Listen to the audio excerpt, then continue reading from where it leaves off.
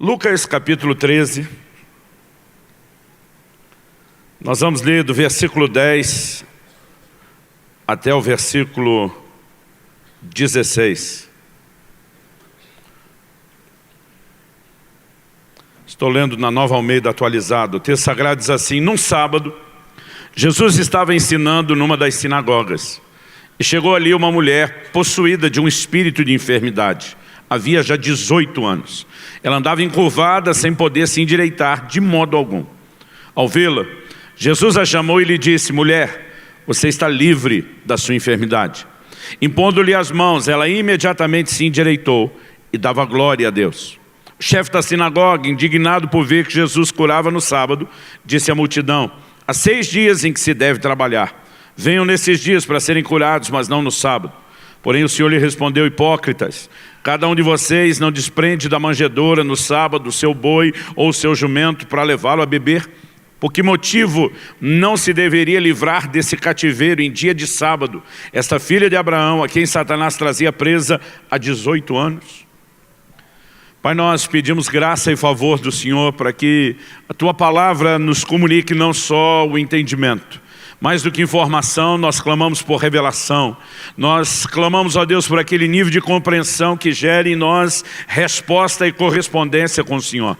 Nós oramos pela liderança do Teu Espírito Santo e a manifestação da Tua graça nessa hora. Em nome do Senhor Jesus. Amém. Amém. Bom, nós temos aqui um episódio do ministério de Jesus. Algo que nós poderíamos dizer o relato de uma intervenção, de uma cura, de uma libertação na vida de uma mulher. Mas juntamente com esse registro histórico, nós temos também lições, nós temos também orientações. O texto basicamente fala de Jesus num sábado numa das sinagogas. Resumindo, ele estava numa igreja da época, no culto da época. Ele encontra ali uma mulher, que embora a Bíblia diga que ela tinha, a versão mais acurada é tinha um espírito de enfermidade. Essa palavra em algumas versões traduzida possesso ou possuída não é tão acurada, diz que ela tinha um espírito de enfermidade. Apesar desse detalhe, dessa condição, essa mulher é chamada por Jesus de uma filha de Abraão. Não só alguém que naturalmente falando é parte da linhagem de Abraão, mas estava incluída numa promessa específica, numa aliança específica. Portanto, nós podemos dizer que ela era uma crente da época, na igreja da época. No entanto, a Bíblia mostra que ela está presa por uma ação maligna. Ela está presa por um espírito maligno. O texto diz que ela estava encurvada, sem poder endireitar de modo algum.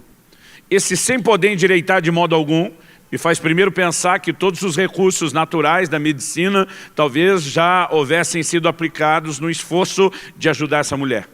Mas também me faz imaginar que a situação era tão complexa que não havia posição em que essa mulher ficasse endireitada. Acredito que ela era tão curvada que nem sentada ela ficava direita. E Jesus vê essa mulher nessa condição. E para resumir a história, o Senhor Jesus impõe sobre ela as mãos. E Ele manifesta a intervenção. E Ele estoura esse cativeiro de Satanás. E essa mulher é livre dessa prisão maligna. O próprio Jesus, no versículo 16, ele usa essa expressão, né, que Satanás trazia essa mulher presa há 18 anos. O texto diz que ela tinha um espírito de enfermidade. Esse um artigo indefinido diz que é um qualquer, um subalterno qualquer.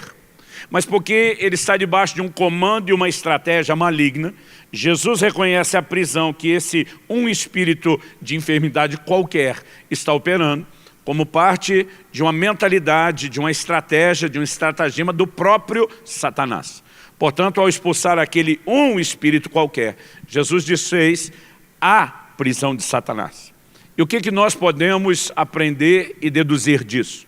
Além de nosso Senhor ser vitorioso sobre as obras das trevas e, obviamente, intencionar seu anseio de trazer libertação a cada um de nós. Quando ele vem a público a primeira vez, ele diz: o Espírito do Senhor está sobre mim, porque me ungiu, né, para libertar, para abrir a porta da prisão aos presos. Além dessa libertação literal, né, seja por meio de uma voz de comando, do toque das suas mãos, que as pessoas hoje podem experimentar no nome, o poderoso nome de Jesus. Nós vemos que Jesus, mesmo depois de ressurreto, mesmo depois de assunto aos céus, o seu nome continuou promovendo libertação dos espíritos malignos. Mas além desse aspecto natural, eu quero chamar a sua atenção para uma figura que nós temos aqui. Nós temos uma mulher presa por uma ação maligna e sendo liberta por Jesus. A condição em que esse espírito maligno a deixou era encurvada de tal forma, diz a Bíblia, que de modo algum ela poderia se levantar. Eu quero tomar uma figura a partir desse texto, que ela se encaixa e se harmoniza perfeitamente no ensino bíblico, né, de tudo aquilo que o restante da palavra de Deus diz sobre o assunto. Essa mulher encurvada, ela estava por força das circunstâncias. Circunstâncias essas, diga-se de passagem, controladas e manipuladas pelo reino das trevas. Ela estava por força das circunstâncias, limitada a olhar somente para o chão, a olhar somente para baixo. Eu lembro de uma expressão, quando era ainda bem garoto, que os mais velhos usavam, às vezes, para se referir a alguma pessoa. E, embora ela tivesse uma certa abrangência, nem sempre uma coerência, eu não sei se esse termo era conhecido ou usado aqui no Sul, mas de vez em quando alguém se referia a uma outra pessoa dizendo: fulano é um espírito de porco. E não era para falar da falta de limpeza. O porco talvez seja um dos poucos animais que o tempo todo só olha para o chão. Você não vai ver um porco parado, olhando para cima, observando alguma coisa. Ele está focado somente naquilo que está à sua frente. E basicamente esse espírito de enfermidade, eu poderia também chamar de um espírito de porco. O que ele estava fazendo é essa mulher ficar focada somente no chão. Quando Jesus a endireita, ele dá a ela a perspectiva e a capacidade de mudar completamente o seu ângulo de visão. Há um princípio bíblico, e o tema da minha mensagem hoje é olhando para o alto. Há um princípio bíblico que enfatiza a importância de nós olharmos para cima. Isso é o que Deus espera de nós, é o que Ele quer alimentar em nós, é o que Ele quer promover nas nossas vidas. Mas o diabo, tentando sempre se opor àquilo que Deus quer fazer nas nossas vidas, vai também tentar colocar muitos de nós numa prisão. Talvez não seja um espírito de enfermidade prendendo o corpo, mas não deixa de ser uma réplica de uma tentativa do inimigo de nos manter escravizados, no sentido de olharmos somente para baixo e não podemos olhar para cima, e não podemos olhar para o alto. Eu quero começar desse texto porque ele não apenas nos permite ter uma ilustração, mas nos mostra tanto qual é a intenção de Satanás, como qual é a intenção do Senhor Jesus. O Senhor Jesus queria aquela mulher livre, podendo erguer a sua cabeça e olhar para o alto. Satanás queria a mulher presa, olhando somente para baixo. Em primeiro lugar, eu quero destacar para você que existe um princípio bíblico de olhar para o alto, de focar naquilo que é celestial, nas coisas do alto. Abra sua Bíblia comigo em Colossenses, no capítulo 3. Carta de Paulo aos Colossenses, capítulo 3. E vamos dar uma olhadinha nos versículos 1 e 2. Colossenses 3, versos 1 e 2. Paulo diz: portanto, se vocês foram ressuscitados juntamente com Cristo, busquem as coisas lá do alto, onde Cristo vive assentado à direita de Deus. Pensem nas coisas do alto e não nas que são aqui da terra. A Bíblia fala sobre buscar as coisas do alto, fala sobre pensar nas coisas do alto. Em outras palavras, todo cristão deveria estar focado naquilo que é de cima. O centro de gravidade da terra puxa para baixo. O centro de gravidade do reino de Deus puxa para cima. E nós precisamos entender que isso é princípio bíblico. Nós vamos encontrar isso em declarações explícitas e nós vamos encontrar isso em declarações simbólicas, implícitas. Por exemplo, no Velho Testamento, quando Deus orienta Moisés a edificar o tabernáculo, que como casa de Deus figura verdades espirituais, Deus não mandou que houvesse nenhum tipo de beleza no chão. Na verdade, não só não havia beleza no chão, como o tabernáculo, que era uma tenda móvel, né, o tempo todo desmontado e remontado em outros lugares, ele usava como chão o lugar onde se estabelecia. Então o chão era a própria terra, não havia piso, não havia beleza nenhuma naquilo. toda a beleza daquela tenda da congregação. Estava em 4 coberturas distintas que compunham a tenda da congregação. E Deus diz que os melhores artistas não poderiam sozinhos, na sua habilidade, compor aquilo que de tão rico Deus estava propondo que fosse feito. Então o Senhor diz, eu vou encher esses artistas com o meu espírito, para que além da habilidade deles, eles possam fazer um trabalho extraordinário. Então, imagine que aquilo não era uma obra de artesanato qualquer, era um projeto divino, com capacitação divina. Eu fico tentando imaginar a beleza daqueles detalhes. Mas quem entrava no tabernáculo, figura da casa de Deus, se queria ver algo bonito, não adiantava olhar para o chão, tinha que olhar para cima. Porque Deus fez questão de na sua casa demonstrar que a beleza nunca estaria no chão. Ele nunca quer os nossos olhos atraídos para o chão, sempre os nossos olhos levantados, sempre atraídos para cima. Quem está entendendo, diga amém.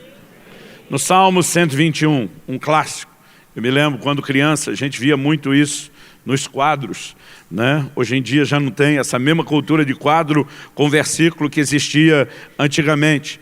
Mas no Salmo 121, verso 1 diz assim, eleva os meus olhos para os montes, de onde me virá o socorro?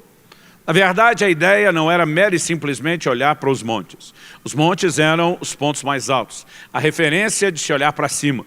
No verso seguinte, o 2, ele diz, o meu socorro vem do Senhor, que fez os céus e a terra.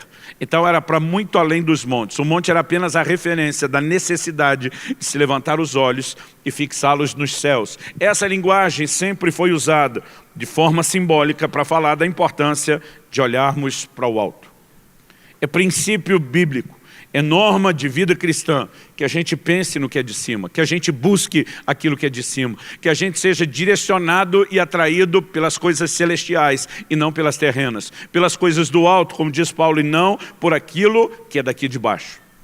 Agora, por que Satanás estava preocupado em prender uma mulher, e eu acredito que isso é figura de uma prisão que ele tenta colocar nas nossas vidas, olhando ela para baixo, fazendo com que ela olhasse o tempo todo para baixo, perdão. Porque ele sabe o poder de olhar para cima. E manter essa pessoa aprisionada numa visão somente daquilo que é natural e terreno, roubaria essa pessoa da conexão que manter os olhos erguidos poderia trazer na sua vida. Então algo que eu entendo na perspectiva bíblica é que quem olha para baixo não é influenciado pelo que é do alto. Mas quem olha para o alto não é influenciado por aquilo que é daqui de baixo. Você pode repetir essa frase comigo? Diga, quem olha para baixo não é influenciado pelo que é do alto. E quem olha para o alto não é influenciado pelo que é de baixo.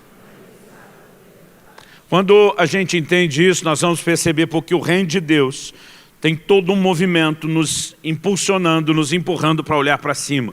Porque ele sabe que dessa forma seremos influenciados pelo alto. Seremos, de fato tocados. Estaremos nesse lugar de vulnerabilidade. Agora, porque o reino das trevas tenta manter e focar a nossa visão naquilo que é de baixo. Porque ele sabe que isso neutraliza toda e qualquer possibilidade de que os céus intervenham nas nossas vidas. Rouba a nossa consciência espiritual, nos mantém distraídos e nos impede de viver aquilo que Deus tem de melhor. As pessoas podem estar no mesmo cenário, numa mesma circunstância. Mas se a perspectiva dela é de olhar para cima, olhar para baixo, tudo muda.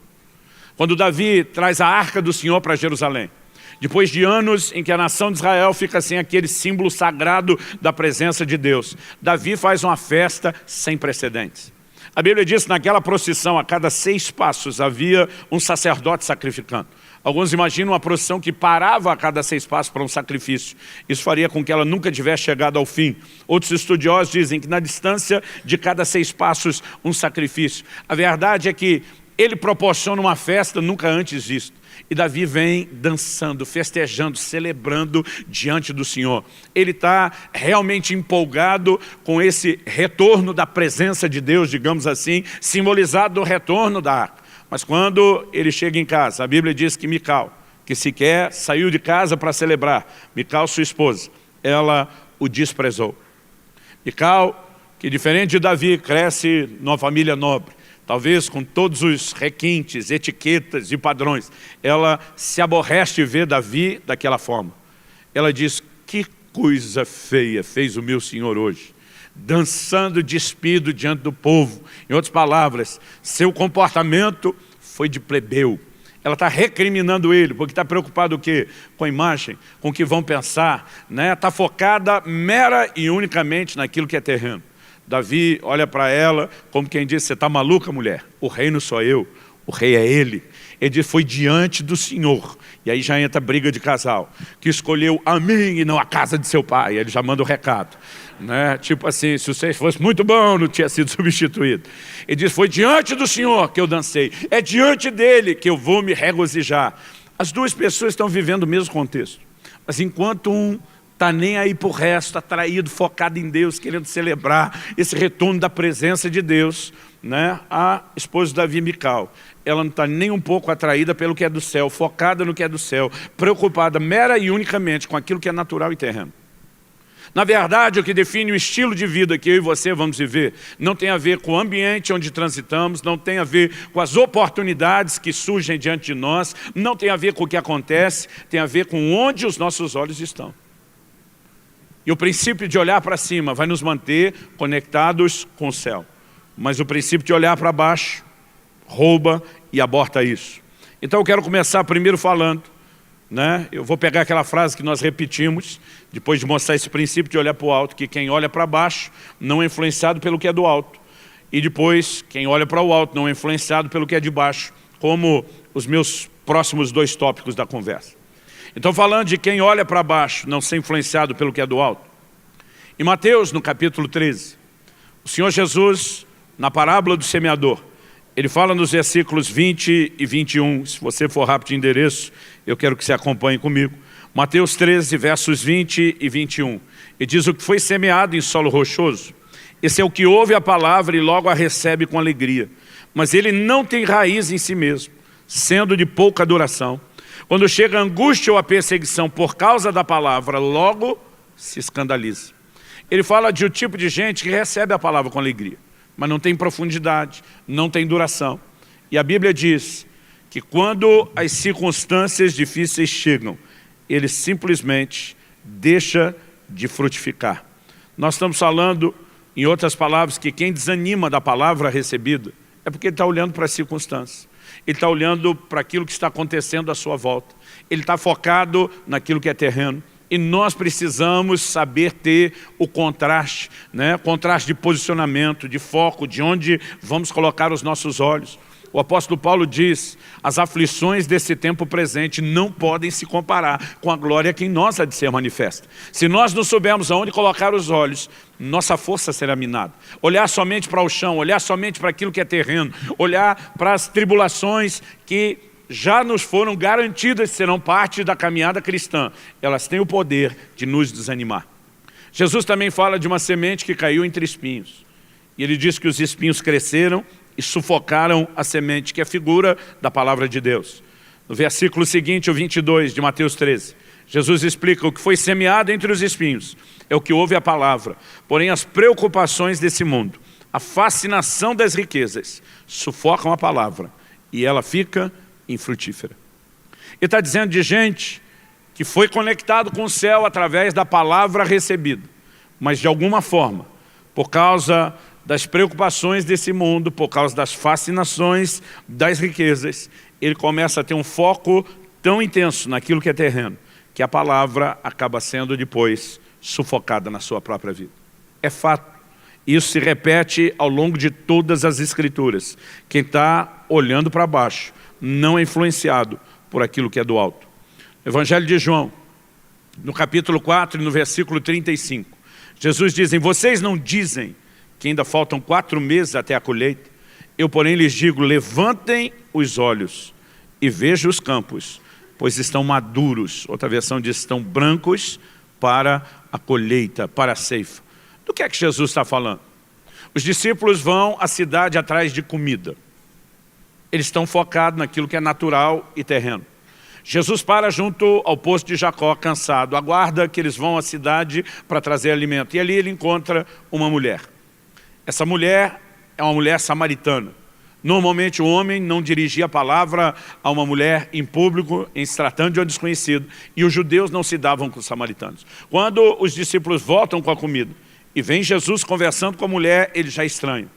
Mas Jesus, em algum momento, precisa explicar para eles, a minha comida é fazer a vontade daquele que me enviou, é fazer a obra daquele que me enviou. Enquanto eles estavam focados somente naquilo que era natural, Jesus está olhando para uma mulher que precisa da intervenção de Deus, da graça de Deus, da misericórdia de Deus. Jesus está enxergando uma necessidade que eles não estão. Jesus está enxergando uma oportunidade que eles não estão.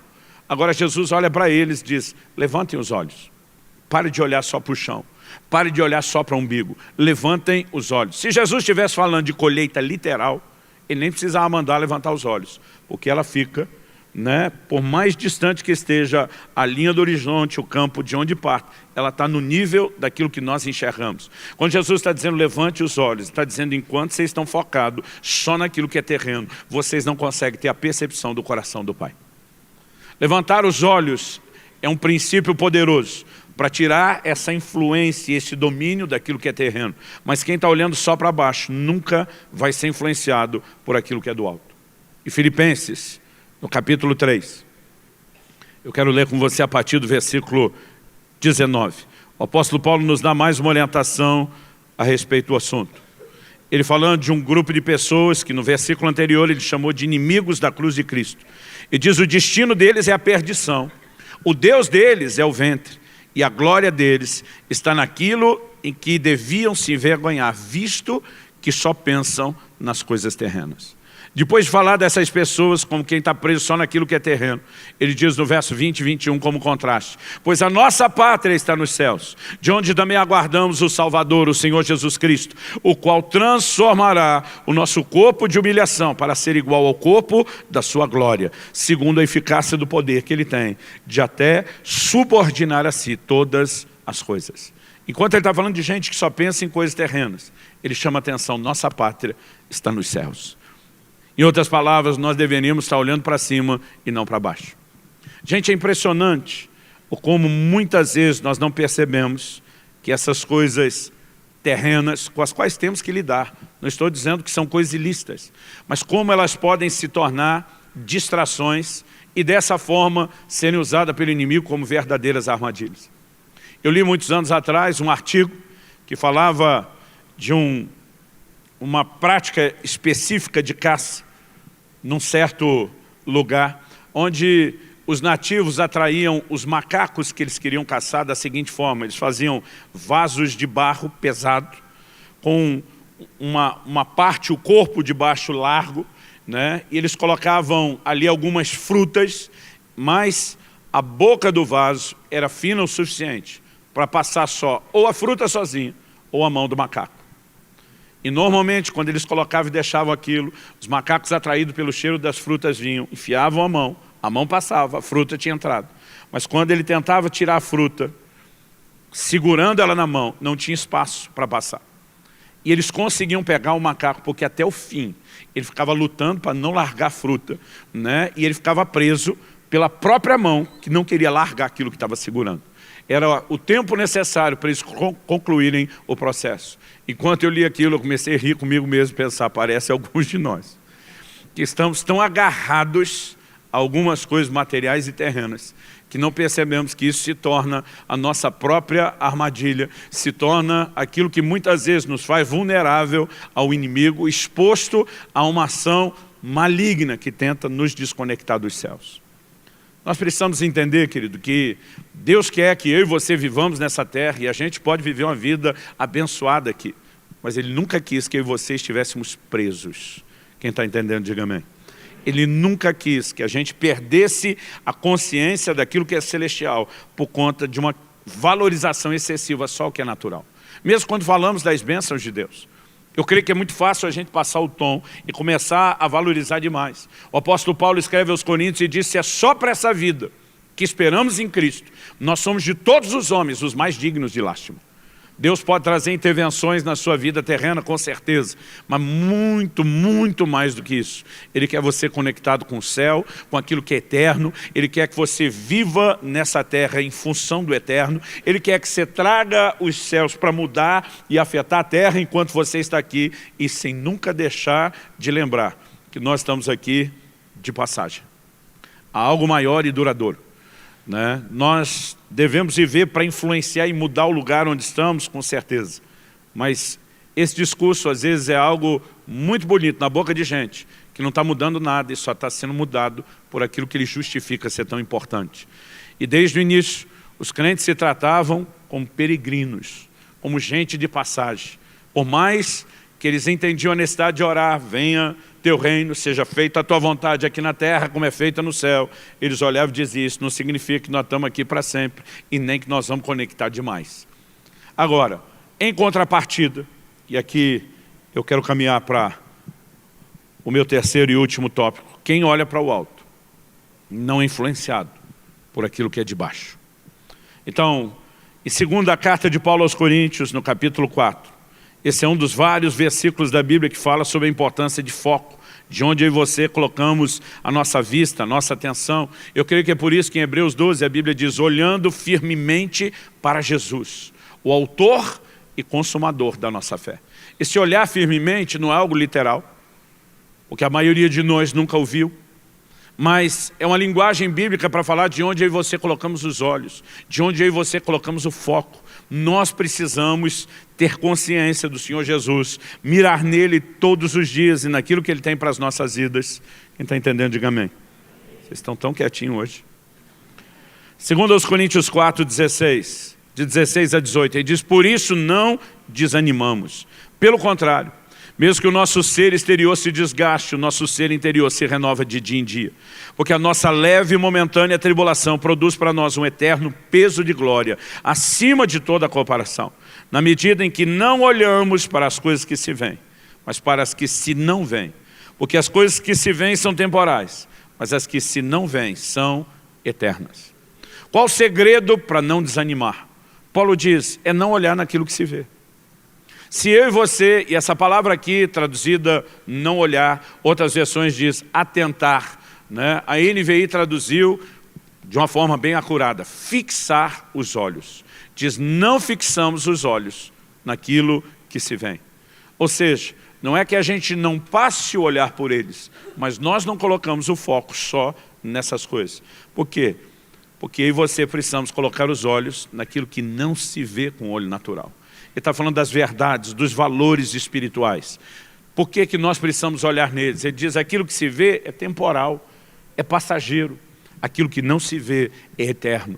Então, se eu e você conseguimos colocar os olhos no lugar certo, a Bíblia diz que nós não vamos ser desanimados. Toda a força do desânimo provém do quanto os meus e os seus olhos estão nas circunstâncias ou naquilo que é terreno.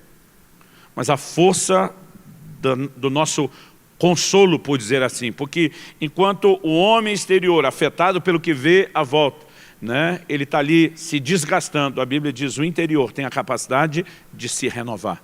Eu e você podemos encontrar força em Deus, inspiração no Senhor, como? Não olhando ou não atentando nas coisas que se veem. Ele fala de uma tribulação, que ele chama de leve e momentânea. Gente, Paulo chama esse negócio de leve, quando você vê a lista das coisas que ele enfrentava. Né? Eu ontem, na igreja do pastor Milton em Piais, brinquei que Paulo, quando converteu, ganhou o dom do para-raio. Tudo passou a despencar na cabeça dele a partir daquele dia. Quando o cara faz a lista de encrenca que ele passou só na segunda epístola aos Coríntios, já dá um desânimo na gente de imaginar ele passando. O que dizer se fosse nós? Agora, como é que o cara chama isso de leve? Porque Paulo está apresentando a visão de uma balança romana com dois pratos. Ele diz de um lado, tribulação, ele diz leve. Esse prato sobe. Por quê? Do outro, ele diz um peso de glória. Ele diz aquilo que nos aguarda é tão pesado, faz tanto peso, tanto volume no outro prato, que não importa o tamanho da tribulação, vai perdendo o seu valor, vai perdendo a sua importância. Agora, isso tem a ver com foco. E eu e você precisamos entender a importância do relacionamento diário com Deus, de uma vida devocional, uma vida de oração, uma vida na palavra, porque essas coisas não são meras e simplesmente regras a serem praticadas. Elas alimentam a nossa consciência espiritual, elas nos mantêm ligados, conectados com o céu. Quando eu e você estamos influenciados por aquilo que é do alto, nós não seremos influenciados por aquilo que é de baixo. Mas o diabo também sabe que quando a gente está olhando demais para aquilo que é de baixo, a gente perde a conexão com aquilo que é do alto. Resultado, nós vamos abandonar essa vida na terra? Não. Nós vamos viver aqui sempre olhando para cima. Nós vamos viver aqui sendo influenciados pelo alto. E isso vai nos dar o poder de trazer influência do alto sobre a terra. Quando a gente começa a perceber que isso é princípio bíblico, e se repete. Eu gosto muito daquele episódio de Atos, capítulo 7, que narra a morte de Estevão. Não a morte em si, mas o que ele experimenta por ocasião da morte. Estevão é o primeiro mártir, o primeiro a ter morrido por causa da fé. E a palavra de Deus nos mostra, em Atos, no capítulo 7, no versículo 54, que as pessoas que estavam ouvindo a pregação de Estevão estavam com raiva, estavam rilhando os dentes contra ele.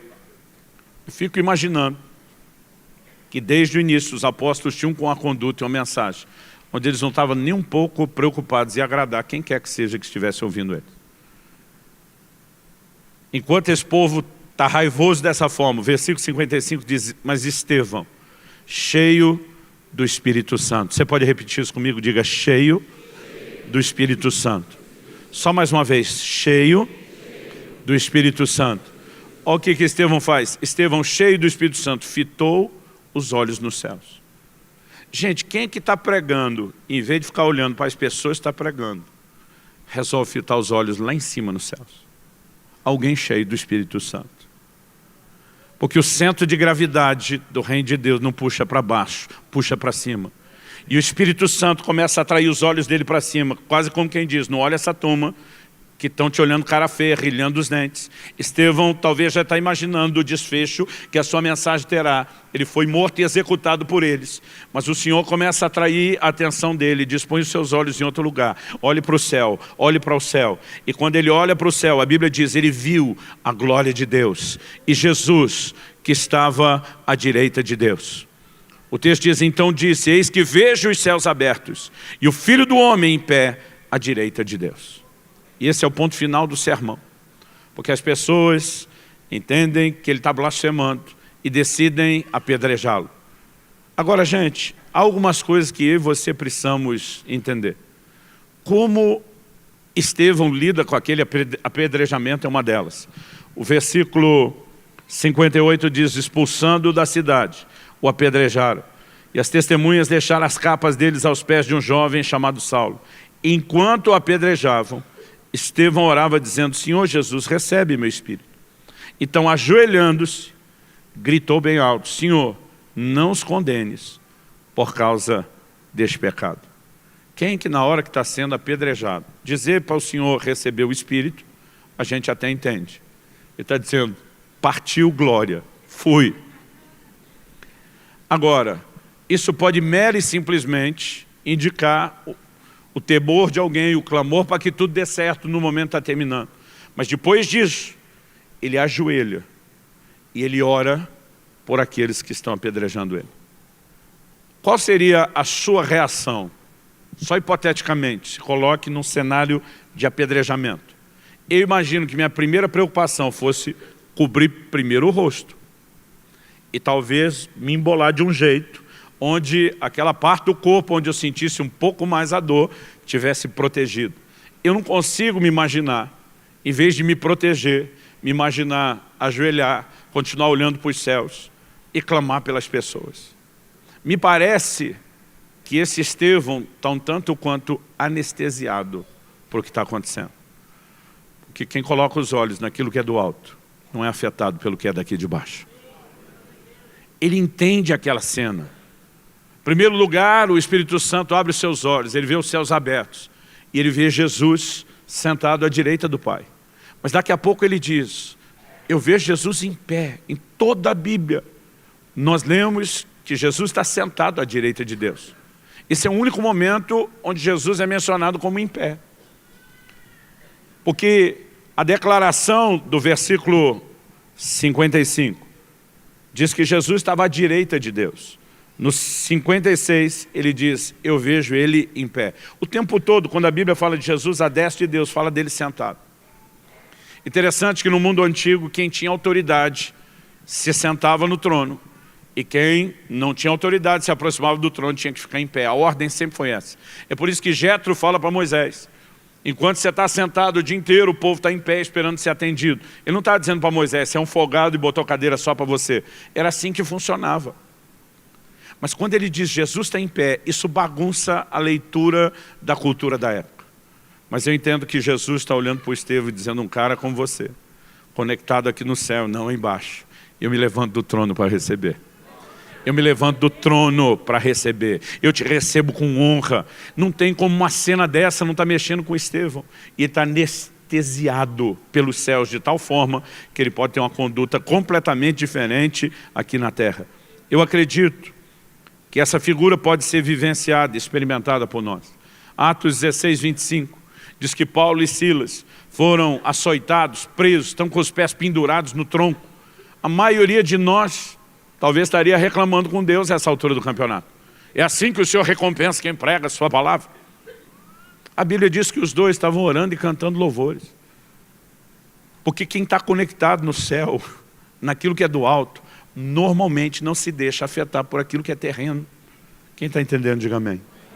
Gente, há um lugar em Deus onde eu e você podemos estar, né? Onde eu e você podemos entrar numa vida de adoração, de devoção, de oração, onde a gente consegue extrair forças do alto. E eu acredito que o que aconteceu com eles precisa ensinar algo para mim e para você. Apocalipse 12, 11 diz o seguinte, eles venceram o diabo pelo sangue do Cordeiro, pela palavra do seu testemunho. A Bíblia diz, e porque não amaram as suas vidas até a morte. Normalmente a gente só fala de vencer o diabo pelo sangue do Cordeiro, pela palavra do testemunho, tem que confessar a palavra, mas quase ninguém fala desse não amar as vidas. Esses caras estão tão conectados no céu que estavam se lixando por resto. Eu gosto de uma frase de Joseph Tom. Ele diz, quando você coloca a vida no altar, quando você se prontifica e aceita morrer, você se torna invencível. Porque não tem mais nada a perder. Não tem nada pelo qual lutar. Não tem uma fruta que amarra a sua mão dentro de um pote dizendo, não posso largar isso. Nós precisamos viver nesse lugar, onde os céus nos inspiram, os céus nos fortalecem, os céus nos movem e nós passamos a viver uma vida diferenciada. Viver conectado demais no que é terreno nos distrai. William Eng disse, se gastarmos 16 horas por dia em contato com as coisas dessa vida e apenas 5 minutos por dia em contato com Deus, será de admirar que as coisas dessa vida sejam para nós 200 vezes mais reais do que Deus? Há um lugar de relacionamento diário que não só vai nos suprir, mas vai colocar o nosso foco no lugar certo. Colocar o foco no lugar certo vai nos alimentar, vai nos fortalecer, vai nos empoderar de maneira a não ser afetados por aquilo que é terreno. Mas se nós não fizermos isso, vamos acabar caindo nessa cadeia maligna, nessa cadeia diabólica. De, olhando somente para o que é terreno, começar a perder a conexão com o céu. Perder a força que os céus poderiam comunicar nas nossas vidas. Quando Jesus está num discurso falando sobre o fim dos tempos, ele diz, erguei as vossas cabeças. Ele não está dizendo de forma literal que todo mundo tinha que andar assim até doer o pescoço. Mas ele está falando do princípio bíblico de conectar com os céus, de olhar para cima. Então, eu quero te dizer hoje, não se trata apenas de ser um crente bom ou um crente meia boca, olhando para o alto ou olhando para baixo. Se trata de estar olhando para baixo, numa armadilha, numa prisão de Satanás, ou olhando para cima, liberto das influências de Satanás. O diabo simplesmente vai usar uma estrutura e um sistema para que a gente não perceba que é ele, para que a gente não se dê conta de que há uma armadilha maligna. E nós precisamos entender que o que Jesus quer é estourar esse cativeiro do inimigo. O que Ele quer é tocar nas nossas vidas, né? O que Ele quer é poder tocar em mim e você e dizer em direita, levanta essa cabeça, olha para o alto, volte a conectar com aquilo que é celestial. Andrew Murray dizia, a conformidade com o mundo não pode ser vencida por coisa alguma, a não ser pela conformidade com Jesus. Agora, para se tornar parecido nos moldes do mundo, e é por isso que a Bíblia diz, não vos conformeis com esse mundo. Tudo que a gente precisa é foco. Colocar o foco nele, ele começa a nos moldar. Mas para que a gente seja conformado com a imagem do Senhor Jesus, o que a gente precisa? Foco. olhando firmemente para Jesus, o autor e o consumador da nossa fé. Se nós começamos a ter tempo todos os dias para pensar naquilo que é do alto, porque a Bíblia não fala só de buscar, ela fala de pensar. Se nós separamos tempo para manter o coração aceso com a palavra. Outro dia alguém falou, pastor, eu não tenho tempo de ler a Bíblia o dia inteiro. Falei, nem eu. Mas você pode meditar naquilo que você leu o dia inteiro, mesmo enquanto está fazendo outras coisas. A Bíblia diz, orai sem cessar. Você pode manter um espírito conectado com Deus. Você pode manter um anseio, um suspiro contínuo por Ele. Não importa o que você esteja fazendo, aonde você está fazendo. Nós fomos chamados para ser crente o tempo todo, em todo lugar. O cristianismo tem que ser vivido em tempo integral. Não pode ser no dia de culto, no dia de reunião da célula. Não pode ser um momento ou outro apenas do dia. E isso envolve a prática de colocar os nossos olhos nos céus. Todos os exercícios, vamos dizer assim, as disciplinas cristãs, seja oração, seja leitura bíblica, seja adoração, elas têm um propósito de nos manter focados. E à medida que nos mantemos focados, nós somos fortalecidos para aquilo que é celestial. Mas quando a gente perde o foco, nós também começamos a desanimar e perder a força. Para poder dizer como Paulo, por isso não desanimamos. A gente tem que colocar os olhos no lugar certo. E eu quero nessa manhã te lembrar disso. Não estou te dizendo nada novo que você não saiba. Talvez a roupagem, a maneira de falar isso, possa até estar sendo apresentado a você num sentido diferente do que você estava acostumado a ver. Mas eu vim lembrar você, mantenha seus olhos erguidos. Mantenha os seus olhos nele, em nome de Jesus. Você recebe essa palavra em nome de Jesus?